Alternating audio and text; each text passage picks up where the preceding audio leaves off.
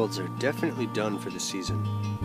They actually last a really long time. They survive the first frost, right up until really everything starts to freeze solid.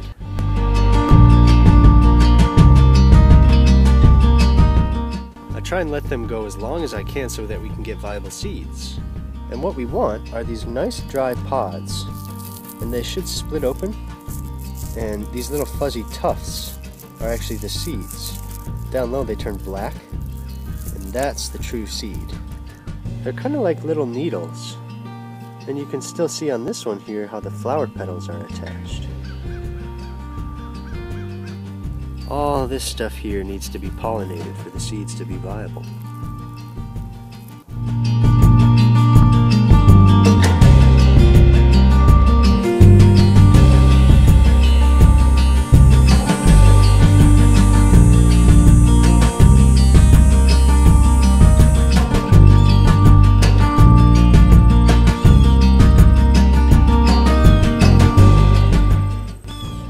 Petals can actually still be used as well. They have a vivid color, and that can be extracted for dye, or some people will feed it to their chickens, and they say it enhances the color of the yolk. So I'll probably collect up some of these petals, and we'll see how much color we can extract.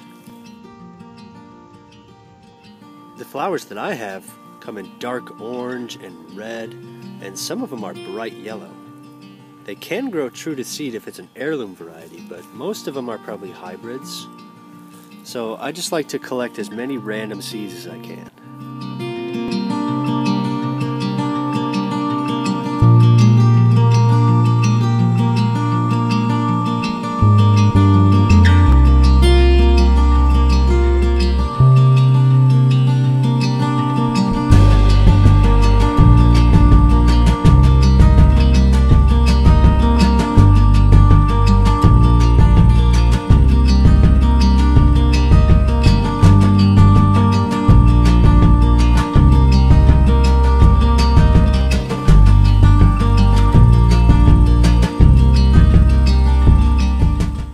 Marigolds are an annual, so they're not going to come back next year from the same plant, but they are aggressive self-sowers.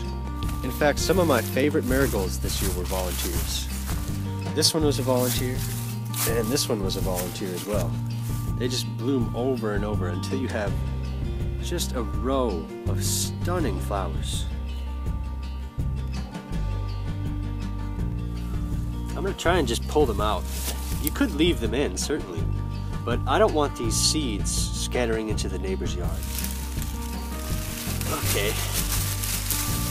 I do want to try to avoid this type of root wad because there could be hibernating insects hiding in here. So if the stem doesn't break off, I'm actually going to go in and cut them.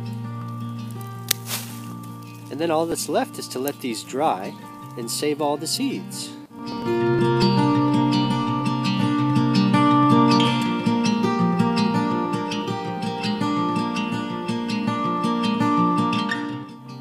Some of these plants are pretty tough. They get really woody stems, and they just branch out dozens of times. Look at all these blooms on just one plant.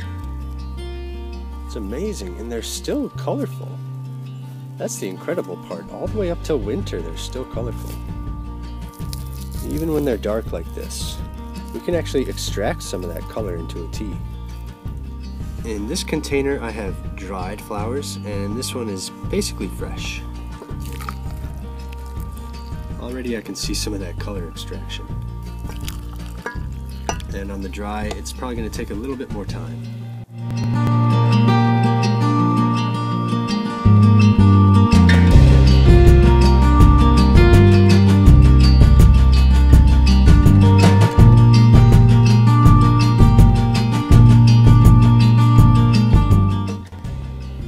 These steep for a couple hours.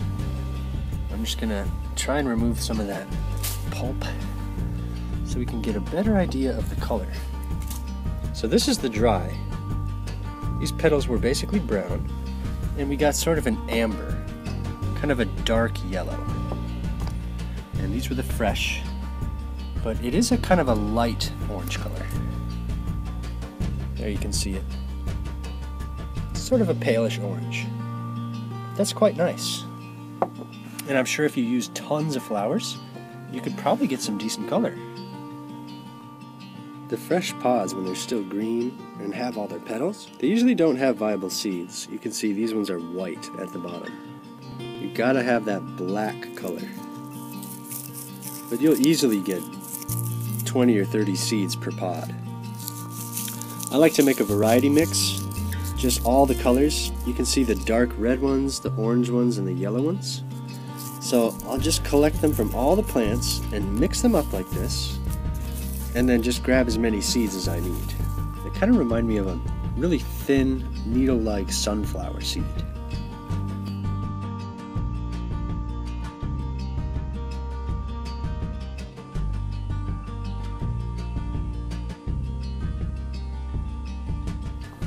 I really don't do anything special to sow them.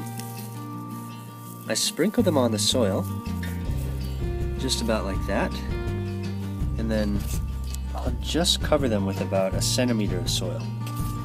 Maybe plant some directly in the garden, maybe plant others in the greenhouse for a really early start. These are really one of the first annuals that I grew, and they're one that I've continued to grow ever since. We just bought 1 packet of seeds, and from that you get just thousands back. It's incredible. The bees love them, the butterflies love them, and I definitely love them. So I hope you give marigolds a grow in your garden. Thank you all so much for watching, and I hope to see you next time.